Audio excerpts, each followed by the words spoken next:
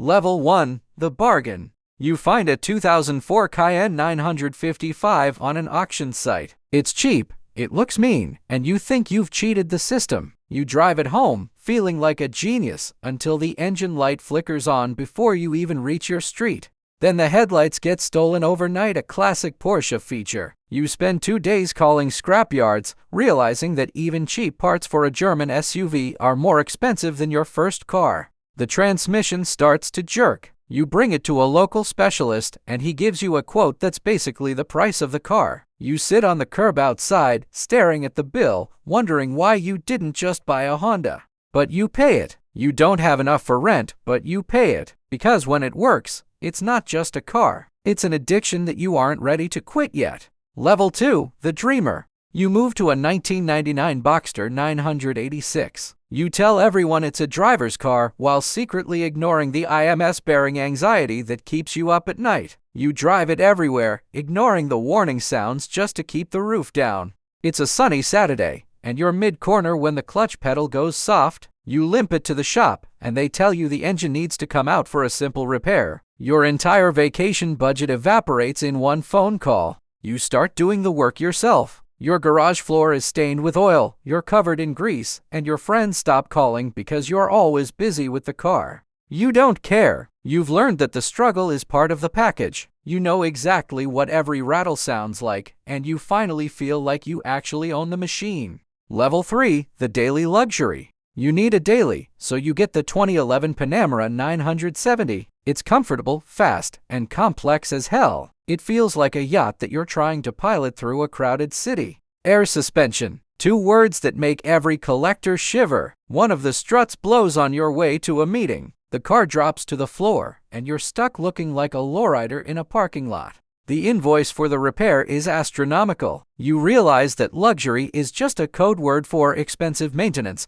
You start calculating the cost per mile, and the numbers simply don't make sense. Yet, you drive it home, hit the sport button, and the engine note silences your doubts. You sacrifice your savings for the experience. You've accepted that Porsche doesn't work for you, you work for the Porsche. Level 4, the analog legend. You finally reach the 911 Club with a 2002 Carrera 996. The purists hate the fried egg headlights, but when you hit the red line in 3rd gear, the noise is pure, unadulterated history. You spend weekends on preventative cooling mods. You're living in fear of a scored cylinder, yet you push it harder every time you see a clean stretch of road. It's a toxic relationship, and you love it. You attend a track day, and the car performs flawlessly until the final lap. A coolant leak forces you to park it. You're pushing it off the track while everyone stares, but you just laugh. You know the price of admission. You've become a curator of the brand. You don't buy parts. You invest in keeping a legend on the road. You've stopped being a consumer, and you've become a part of the Porsche ecosystem.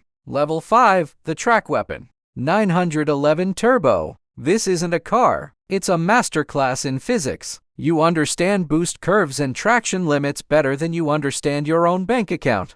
The speed is terrifying. You're doing speeds that make you think twice about your life choices, yet the car feels more composed than you do. You aren't driving it anymore. You're managing an engine that wants to destroy tires. You're doing full maintenance now, ceramic brakes, custom tuning, precision alignment. Every bill is in the thousands, and you don't even flinch. You've evolved past the "is it worth it" phase. You realize that you've mastered the machine, but the machine has changed you. You see everything through the lens of performance and precision. There is no going back to normal cars. Level 6, the modern classic. You get the keys to the 2024 911S or T. It's finished in that heritage blue with the white roundel on the door, looking like it stepped straight out of a 70 seconds endurance race. But under that retro skin is the most advanced manual gearbox Porsche has ever built. Every gear change is a tactile event. You're not just shifting. You're engaging with the absolute pinnacle of internal combustion. It's light, it's twitchy, and it's arguably the most analog driving experience you can get in a modern car.